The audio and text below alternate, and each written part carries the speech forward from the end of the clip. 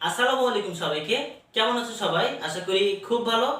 Logic গেটের special লেকচারে সবাইকে স্বাগত।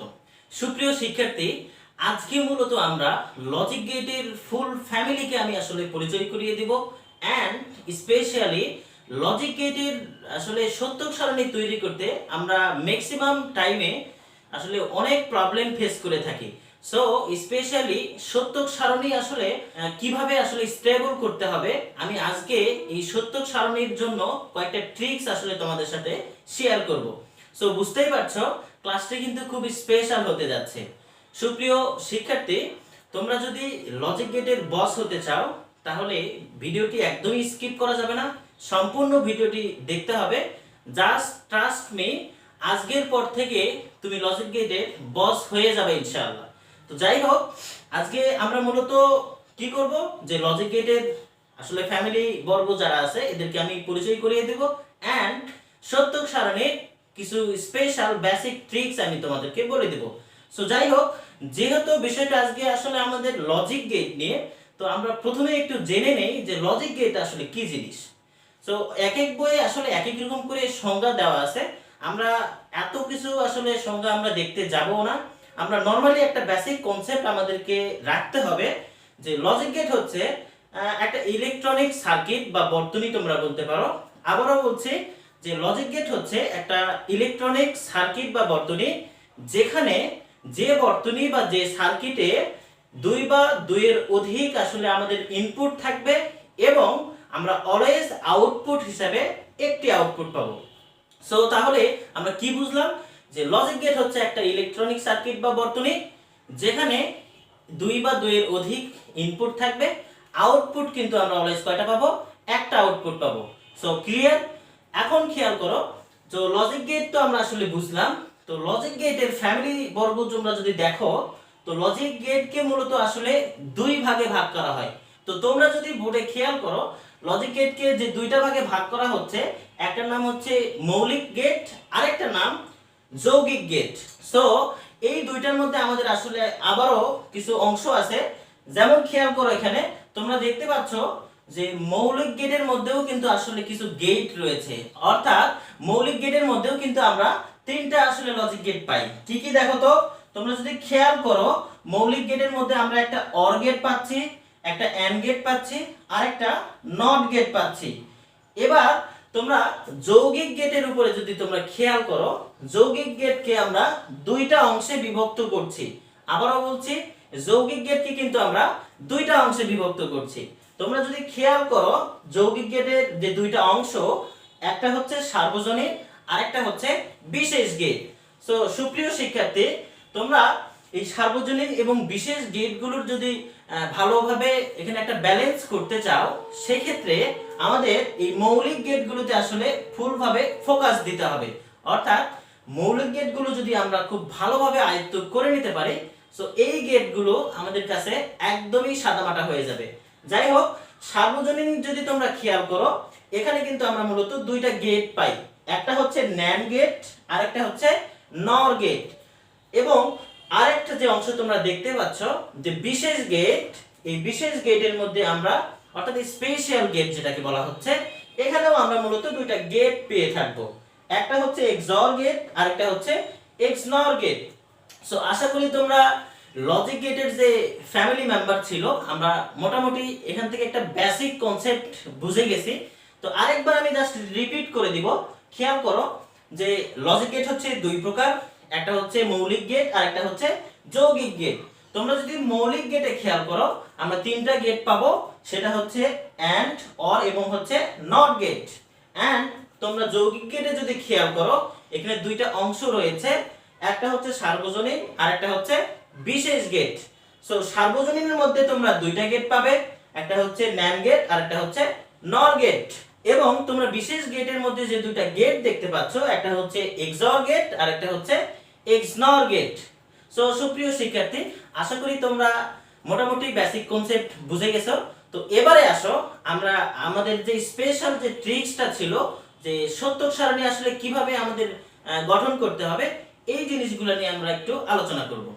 তো সত্যক সারণীর ক্ষেত্রে আমাদের যে ট্রিক্সটা আসলে মনে রাখতে হবে, তোমরা হয়তোবা দেখতে পাচ্ছ আমাদের একটা সূত্র আমি দিয়েছি তোমাদেরকে, যে 2 টু দি পাওয়ার n, অর্থাৎ এই সূত্রটা যদি আমরা আসলে মনে রাখতে পারি তাহলে সত্যক সারণী আমাদের কাছে একদমই পানির মতো সোজা হয়ে যাবে। খেয়াল করো এই সূত্রটা আসলে আমরা কিভাবে প্রয়োগ করব।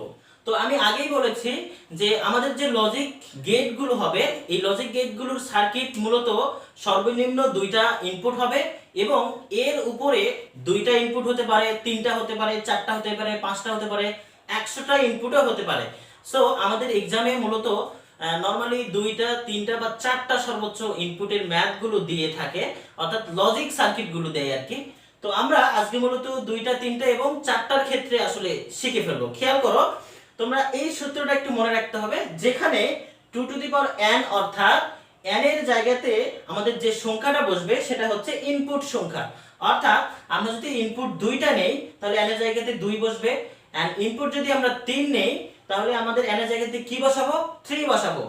অর্থাৎ আমাদের ইনপুট সংখ্যা যে কয়েকটা হবে আমরা এই সূত্রের মাধ্যমেই সংখ্যাটা বের করার চেষ্টা করব, যে লজিক গেটের যে সত্যক সারণী হবে এই সত্যক সারণীর আসলে ঘর কয়টা হবে।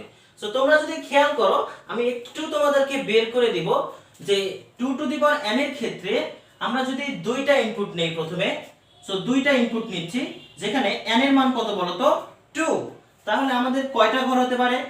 2 to the power n equal to, তাহলে n এর জায়গায় 2 বসাও। সো 2 এর উপর স্কয়ার মানে আমরা কি জানি? 4। তাহলে 2টা ইনপুটের ক্ষেত্রে আমাদের ঘর কয়টা হবে? 4টা ঘর হবে। এবার খেয়াল করো যদি আমাদের 3টা ইনপুট হয় তাহলে কত হবে বলো তো? 8। সো আমাদের 3টা ইনপুটের ক্ষেত্রে 8টা ঘর হবে। যদি আমি 4টা ইনপুট দেই সেই ক্ষেত্রে কয়টা হবে? তোমরা সহজেই বলতে পারবে যে 16টা ঘর হবে। সো যদি 5টা ইনপুট দিতাম তাহলে কয়টা হতো? 32টা।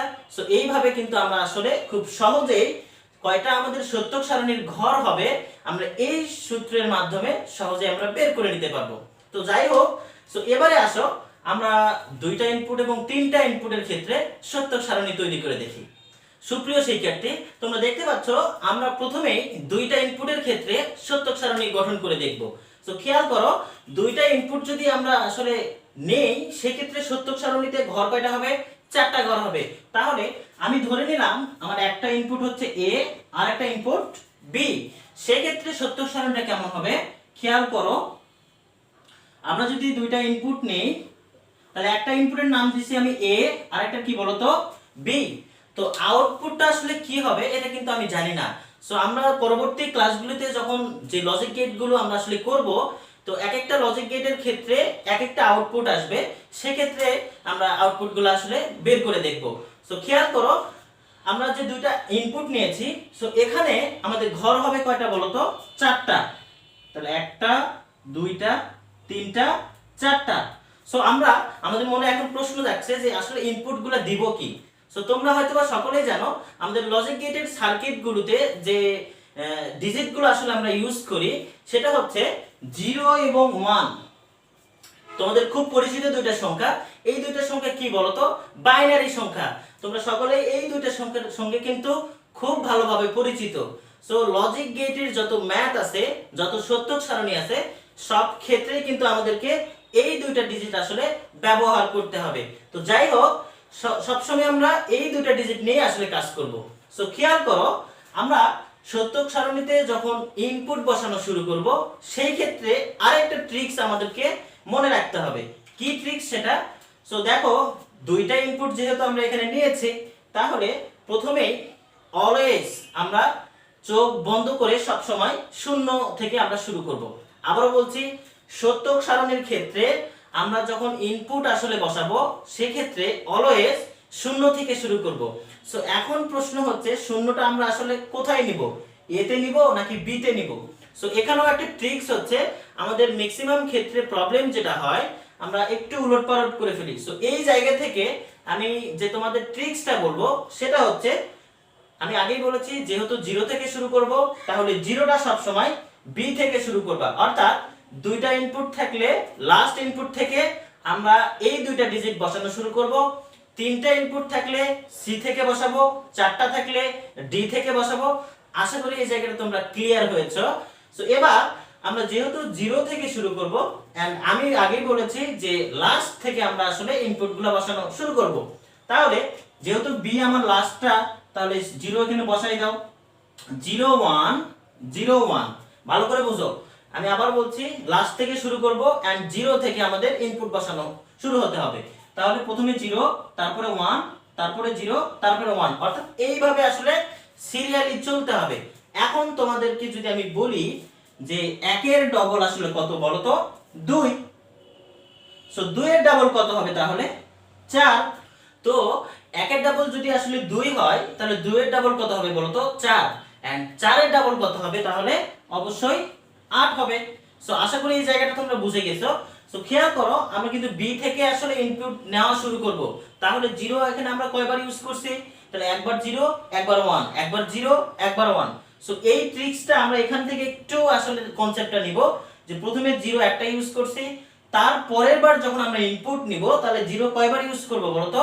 2 বার। তাহলে এখানে কি হবে? 00 11। সো আশা করি বুঝে গেছো। তো আরেকটা যদি আমাদের এখানে ঘর থাকতো, আমরা কয়টা করে নিতাম? 4টা 0, 4টা 1, 4টা 0, 4টা 1। সো এই প্রসেসিং এ আসলে আমাদের সকল সত্যক সারণীর গঠনগুলো আসলে হবে। আমি আরেকবার তোমাদের রিপিট করে দেই। সো খেয়াল করো, b থেকে আমরা শুরু করব। তাহলে একবার 0, একবার 1, একবার 0, একবার 1। সো সেকেন্ডলি তোমরা খেয়াল করছো যে 1 এর ডাবল যেহেতু 2, তাহলে 2টা 0, 2টা 1। সো এইভাবে আমরা দুইটা ইনপুটের সত্যক সারণী খুব নিমেষেই কিন্তু আমরা সলভ করে ফেলতে পারি। সো এবার চলো 3 ইনপুটের ক্ষেত্রে আমরা সত্যক সারণী করে দেখাবো। তো তোমরা যদি খেয়াল করো, আমরা এবারে 3 ইনপুটের ক্ষেত্রে সত্যক সারণীটা দেখব। সো খেয়াল করো, আমাদের যে ট্রিক্সটা ছিল 2 to the power n, so এখানে n এর জায়গাতে 3 বসাতে হবে। তো 2 এর উপরে 3 পাওয়ার মানে কত বলো তো? 8। অর্থাৎ আমাদের এবারে যে সত্যক সারণীটা হবে, এটার ঘর কয়টা হবে? 8টা ঘর হবে। সো তোমরা হয়তোবা সত্যক সারণীটা দেখতে পাচ্ছো। সো এবারে খেয়াল করো, আমি যদি 3টা ইনপুটের ক্ষেত্রে একটাকে a ধরি, আরেকটাকে b এবং আরেকটাকে c ধরে নেই, সেক্ষেত্রে তাহলে a b এবং হবে c। সো তোমাদের মনে একটা প্রশ্ন হতে পারে যে আউটপুটটা আসলে হচ্ছে না কেন? আমি মনে মনে আসলে আউটপুটটাকে x ধরে নিলাম। সো আউটপুটটা আমরা আসলে বের করব বিভিন্ন লজিক গেটগুলোর ক্ষেত্রে। সো আপাতত আমরা কিন্তু সত্যক সারণী তৈরি করাটা শিখে যাচ্ছি। খেয়াল করো, আমাদের যে ইনপুট আসলে যেভাবে বসাতে হবে, সো প্রথমেই আমি বলেছি লাস্ট থেকে আমরা আসলে শুরু করব। সো এখানে আমাদের 3টা ইনপুটের মধ্যে লাস্ট কোনটা বলো তো? c। তাহলে আমরা c থেকে শুরু করব।